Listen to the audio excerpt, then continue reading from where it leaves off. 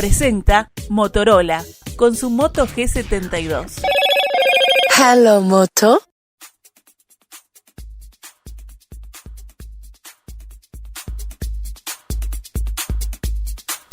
Ayer se realizó la ceremonia por los 35 años del Plan CAIF, los Centros de Atención a la Infancia y la Familia.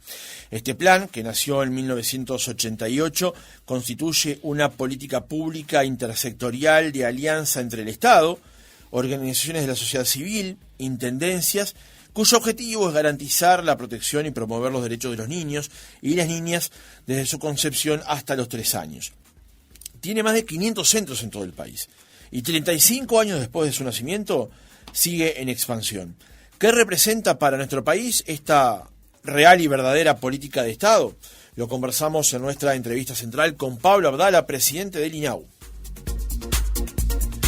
Abdala, ¿cómo le va? Buenos días, gracias por acompañarnos. Muy buenos días, Francisco, un placer estar acá, gracias por invitarme. Ayer se realizó esta ceremonia, conversábamos recién, antes de salir al aire, lo grato que es para, como país, poder ver allí en una reunión a expresidentes de la República y sobre todo constatar que estos Plan CAIF son una verdadera política de Estado, ¿no? Que se mantiene desde el 88 hasta el día de hoy. Totalmente, y creo que precisamente, más allá de lo simbólico, y en este caso lo simbólico además tiene el valor de lo simbólico, pero el valor de lo sustantivo, la presencia del presidente de la República, Luis Lacalle Pou, de los 3 expresidentes que se conservan entre nosotros y que por lo tanto los tenemos y los podemos mostrar juntos, representa a mi juicio algo que el país tiene condiciones de exhibir con legítimo orgullo y al mismo tiempo con relación al Plan CAIF la expresión de lo que usted decía, de que el Plan CAIF efectivamente es una política de Estado, es una política que tiene 35 años y que hemos construido entre todos los uruguayos, todos los gobiernos democráticos. Yo ayer lo definí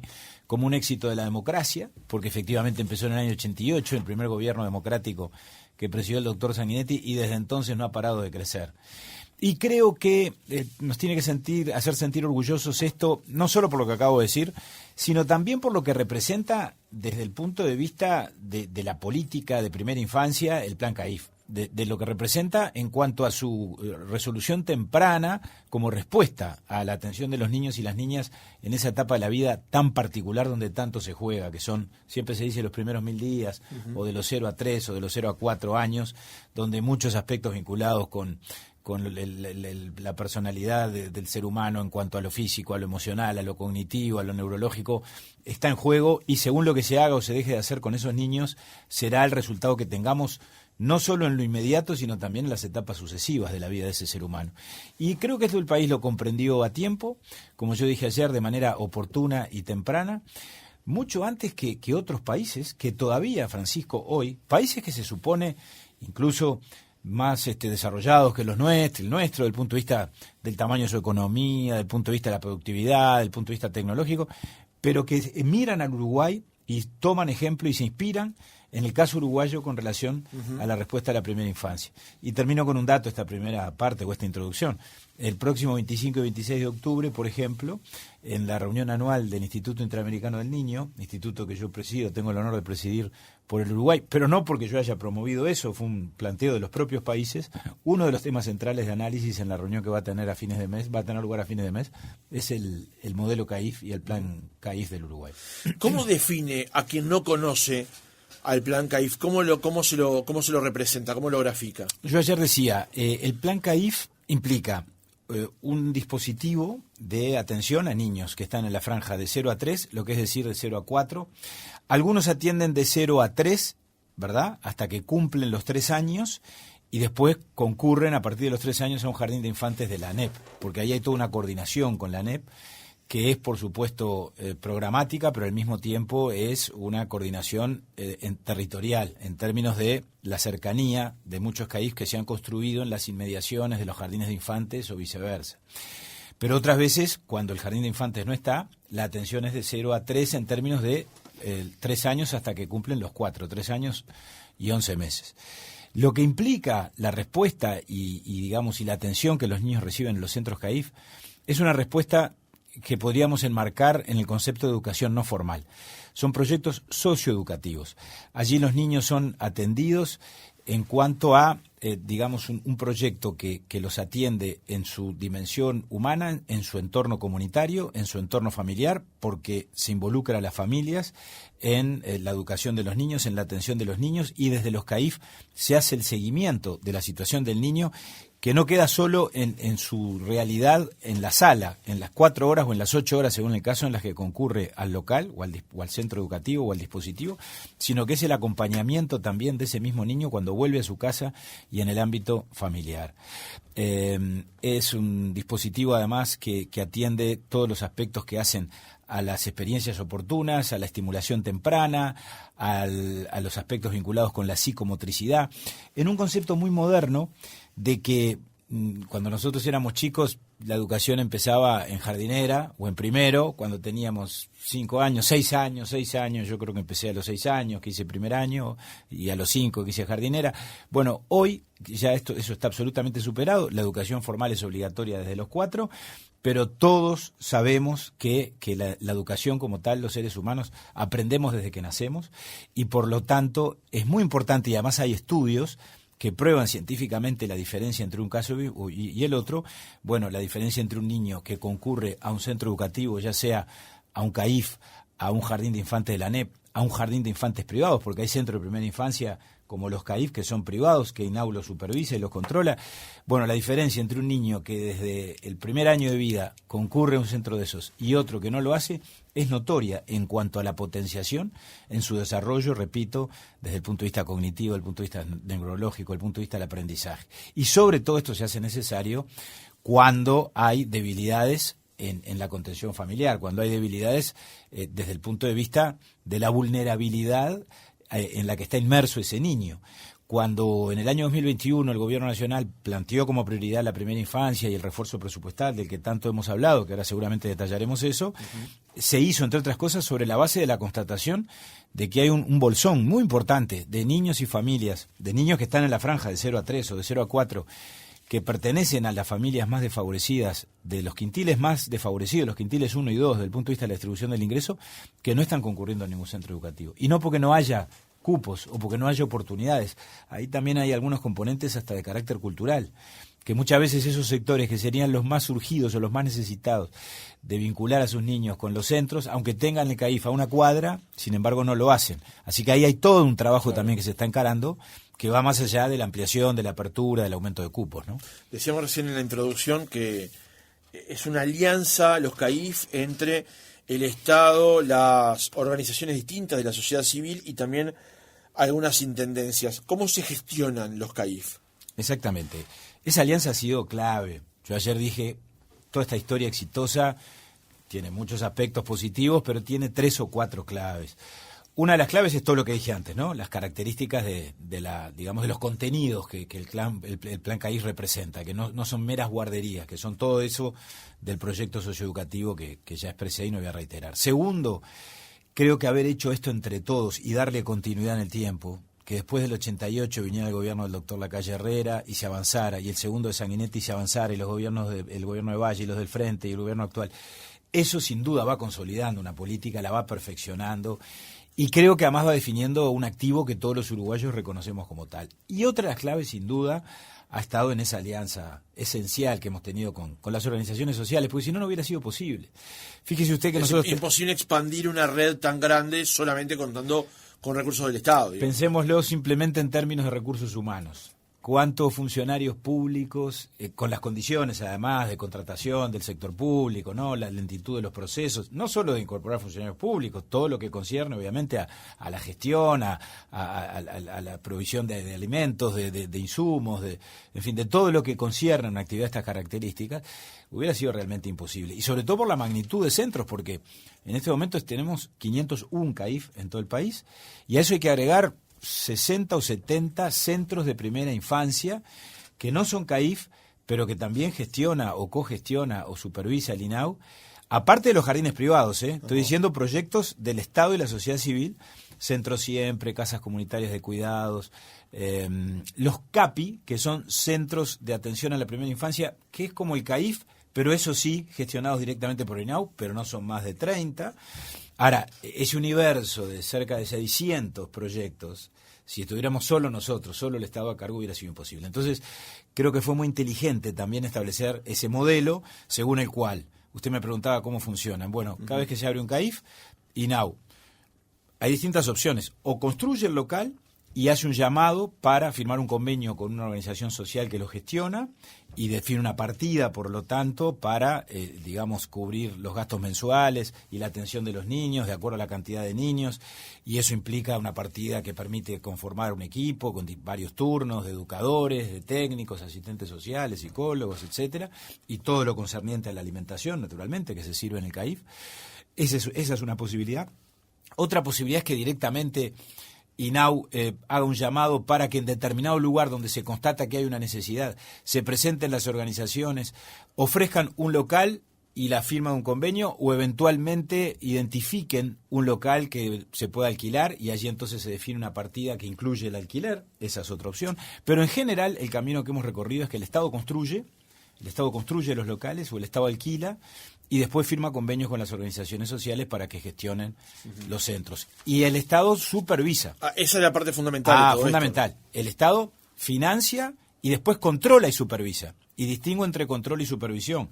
El control, básicamente, el control financiero. Estamos hablando de recursos públicos. Esas organizaciones mensualmente presentan balances, rendiciones de cuentas en cuanto a la inversión de los dineros, etcétera. Y la supervisión es la supervisión programática. Tenemos supervisores de primera infancia, lo mismo pasa en el área de infancia con los clubes de niños o en el área de adolescencia con los centros juveniles, que hacen el seguimiento con un ánimo de fiscalización, sí, pero sobre todo con un ánimo de acompañamiento. Porque cuando son centros, como pasa en la enorme mayoría de los casos, que funcionan bien, que tienden a la excelencia, que prestan una buena labor, el supervisor acompaña, aconseja, asesora y acompaña. Generalmente hay muy buena química, en esto todos estamos del mismo lado. Y las organizaciones sociales, hay defecciones, por supuesto, hay proyectos que fracasan, que tenemos que intervenir, que sustituir una organización por otra, sin duda.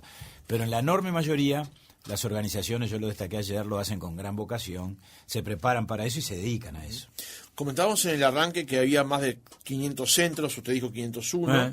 ¿Es posible, mejor dicho, esto va a seguir aumentando? La pregunta es hasta cuándo de este año, cuántos centros se piensan abrir este 2023. Yo ayer anuncié que en el actual periodo de gobierno, cuando este periodo de gobierno culmine, se habrá concretado la apertura de, yo lo cuantifiqué, 86 centros de primera infancia, CAIF y algunos de los otros también, un par de centros siempre que ya están funcionando, 86 centros de primera infancia. Podrá ser uno más, podrá ser uno menos, probablemente sean algunos más, porque a eso creo que vamos a agregar unos 10 más que probablemente no estén ya abiertos y operativos el año que viene, pero sí construidos, porque estamos ahora en un plan de construir 10 más. ¿Cómo se descomponen o cuál es la apertura de esos 86 centros en números muy gruesos? 38 ya están funcionando y fueron abiertos en este periodo de gobierno, y 48 están en proceso de apertura. De esos 48, 20 ya fueron entregados los locales, ¿verdad? Y ya hay en la enorme mayoría organizaciones sociales que están iniciando la gestión, y el resto están en construcción. Algunos por el régimen de PPP, de participación público-privada, de economía mixta, con una empresa que está haciendo una gran tarea, un consorcio español, que firmamos el contrato el año pasado, en el mes de septiembre, y después hay unos 18 aproximadamente que están en construcción con el fideicomiso de la CND, ¿tá? En distintas localidades, caso Rocha, Salto, Villa Constitución, San Carlos, bueno, en fin, en distintos lugares del país. Ese es el esquema básico. A eso hay que agregar más de 90 salas móviles, porque lo que dije de los 86 centros son aperturas, son centros nuevos, ¿verdad? Pero agreguemos a esto más de 90 salas móviles. ¿Qué son las salas móviles? Son salas de 60 metros cuadrados que implican, por lo tanto, una sala donde se reúnen grupos de niños con los educadores, con una cocinita, con un baño para grandes, con un baño para chiquitos, y que implica una ampliación, la posibilidad de ampliar la infraestructura de los centros CAIF donde se están instalando, que allí se instalan en función de las necesidades de la demanda, de las necesidades de ampliar la cobertura, y se encontró esa salida. En aquellos centros donde hay espacio, que muchas veces los CAIF, sobre todo en el interior, pero también en Montevideo, funcionan en predios que tienen extensiones territoriales suficientes, 60 metros cuadrados, se incluye una sala y se concreta esa ampliación. Y a eso hay que agregar que todo eso lo venimos haciendo con los recursos a los que hice referencia, que se votaron en el 2021, hasta este momento 130 ampliaciones de cupos en 130 centros CAIF de los 501, que ampliamos la atención porque había necesidad, porque había demanda y por lo tanto generamos más cupos. Eso implica incrementar las transferencias, obviamente, ¿no? Teniendo en cuenta estos 501 centros que ya están en funcionamiento, los que se van a crear, estos otros que hacíamos mención, también estos otros instrumentos de que dispone el INAU, ¿a qué población objetivo termina llegando? Nuestra meta es incrementar la atención en 17.000 cupos al cabo del periodo de gobierno. Y estamos en camino de hacerlo. El año pasado fueron más de 4.000, el año anterior había sido algo menos, y este año 2023 esperamos a superar los 6.000 y otro tanto en el 2024. Y quiero ser muy claro, del problema o de la demanda o del objetivo que tenemos trazado, eso es una parte muy importante, pero no es todo. Hay estudios, y eso fue lo que movió al gobierno en el año 2021 a hacer lo que hizo. Hay estudios de la OPP en función de los datos del Ministerio de Desarrollo Social, de la georreferenciación que el MIDES tiene en cuanto a las prestaciones sociales y en cuanto a las prestaciones sociales que brinda a los sectores más vulnerables. Hay cerca de 35.000 niños y sus familias. Yo hablaba hoy de las familias que pertenecen a los quintiles más desfavorecidos. Bueno, 35.000 niños que no concurren a ningún centro educativo. Y ahí... teniendo todos estos elementos... Exacto. Y por eso, a eso iba, Francisco, el gran desafío que tiene todo esto, o lo que a veces nos genera hasta un poco de ansiedad, es que muchas veces tenemos centros CAIF con capacidad instalada, pero no completamente aprovechada, porque de pronto las familias que más lo necesitan, y están en las zonas más populares, o en los barrios de Montevideo de mayor vulnerabilidad, o en las localidades del interior, sin embargo las familias no se empoderan o no se apropian, digamos, del CAIF, no vinculan a sus niños al centro. Ahí hay un componente hasta de carácter cultural. O sea que hay centros que tienen capacidad ociosa, digamos. Bueno, el tema de la capacidad ociosa, lo que ocurre es que como no es obligatoria la concurrencia a los CAIF, y como yo decía recién, implica una atención que no pasa necesariamente por cumplir un horario diario, como quien va al liceo o a la escuela o a un trabajo. No, pero lo planteo en grado de cierta regularidad, digamos. Sí. No, claro, por eso. Lo que nosotros estamos procurando es que haya una continuidad. Cuando un niño se vincula con un CAIF, no es cuestión de que lo anoté y después si no fue nunca no pasa nada. No, estamos cambiando el modelo, estamos incorporando duplas. Y quiero destacar que eso fue una propuesta de la directora de la oposición, que ha colaborado mucho con todo esto, en la misma clave de que esto es una política nacional. Y Natalia Argencio propuso, y yo acompañé con mucho gusto, la conformación de duplas técnicas, 56 duplas técnicas, 112 técnicos entre asistentes sociales y psicólogos, que eso está en plena implementación, que van a tener la labor precisamente de trabajar en el territorio. Se van a distribuir por regiones, sobre todo, naturalmente, en las zonas digamos, donde hay más demanda o más necesidad de realizar ese trabajo territorial, para ir al encuentro de las familias, para trabajar con las familias y para reincorporar a los niños o a las familias cuando la asistencia se discontinúa, como decíamos recién. Ahora cambiemos un poco de tema, aunque tal vez no tanto. Días pasados se terminó de votar en el Senado la rendición de cuentas, ahora va a diputados, se espera que se trate hoy mismo, donde se van a ratificar los cambios que se introdujeron en la Cámara Alta. ¿Cómo le fue al INAU en esta rendición de cuentas? Al INAU le fue bien por la razón de que nosotros promovimos 2 artículos que fueron votados, que tienen que ver más que nada con el funcionamiento interno, tienen que ver con la regularización de los ingresos de educadores, de asistentes sociales, de psicólogos. En lo que hace referencia a las partidas presupuestales, nuestros temas estaban resueltos desde el año 2020. ¿Por qué razón? Porque el presupuesto es quinquenal. Nosotros recibimos un incremento presupuestal muy significativo en el 2020 del 16% en términos reales, y a eso se agregó en el 2021 esta partida de 50 millones de dólares, que no es toda para el INAU, pero que es una parte muy importante, cerca de la mitad. Este año, incluso en el 2023, van a ser 30 millones de los 50. De manera que en ese sentido esas partidas son anuales. Y bueno, y por supuesto fueron incluidas también en esta rendición de cuentas, que avanzó también ya en la distribución de la partida para el año 2024. Así que desde ese punto de vista nuestro presupuesto ha sido muy satisfactorio. Por eso hemos hecho todo lo que hemos hecho, que yo no digo que sea suficiente, en esto nunca es suficiente, pero ha habido un avance en esta etapa. Hablábamos de primera infancia. Ahora, si habláramos, por ejemplo, Francisco, que yo presenté los números cuando fui a la rendición de cuentas a la Comisión de Presupuesto del Senado y de la Cámara, de los clubes de niños, de los centros juveniles, de la atención en la franja de infancia, de 5 a 12, o en la atención de adolescentes de 13 a 18, y ha habido un impulso muy importante. En materia de cupos, por ejemplo, incrementamos en más de 3.000 cupos infancia y adolescencia en tiempo parcial. que son proyectos fundamentales, porque digo, hablamos de primera infancia, ahora un niño de 5, un niño de 6, obviamente necesita atención. Sí, claro. Y son niños que van a la escuela y a contraturno van a un club de niños. Bueno, abrimos cerca de 15 clubes de niños más de cerca de 25 centros juveniles para adolescentes, que no es suficiente. Ahora, si lo comparamos, por ejemplo, solo para tener un punto de referencia, no estoy haciendo política, con lo que ocurrió en el periodo 2015-2020, en estos segmentos que estoy comentando, duplicamos el incremento en materia de cupos y en materia de proyectos nuevos de clubes de niños y centros juveniles. Lo menciono porque me interesa demostrar, porque es verdad, que ha habido avance.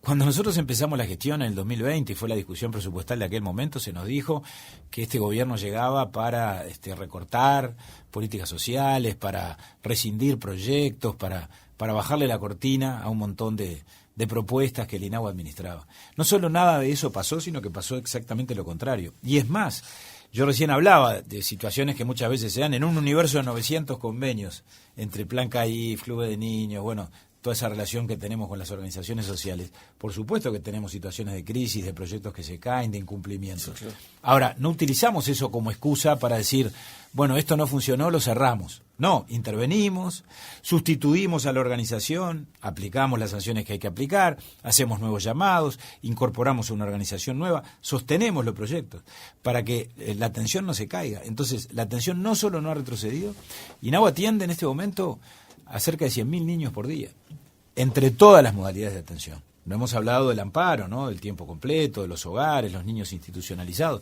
Bueno, ahí ha habido muchas inversiones.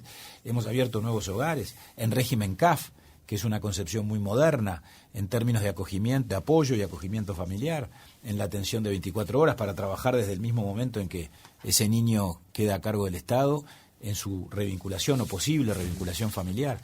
Queda mucho por hacer y creo que hasta en el INAU no se debe hablar ni siquiera en esos términos, porque siempre queda mucho por hacer. Cuando uno dice queda mucho por hacer, da la sensación de que en algún momento se va a terminar. Hay una hoja de ruta establecida. Exacto. Que... Acá no se termina, claro. Acá no se termina.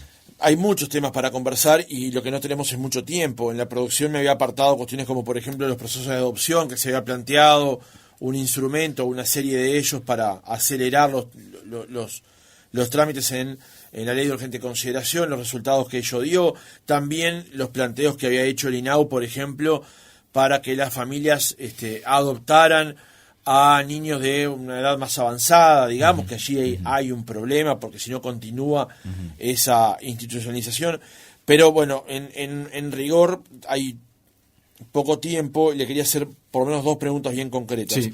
Su opinión sobre el proyecto que ya avanzó en diputados, presentado por la diputada Cristina Lustenberg, dándole de alguna manera o como una nueva visión a la gobernanza o a lo que tiene que ver con los niños, niñas, adolescentes dentro del sistema uruguayo. ¿Cómo vio esa iniciativa? A mí me pareció muy, muy bueno y me alegré mucho de que esa iniciativa prosperara, sobre todo porque implicó además un acuerdo entre todos los partidos y creo que la propuesta de la diputada Lustenberg agrega valor en cuanto a que incorpora elementos o instrumentos que van a permitir, me parece, 2 cosas muy importantes, o ayudar en el sentido de 2 aspectos que son muy relevantes. Uno, la mejor articulación y la optimización de los recursos, ¿verdad?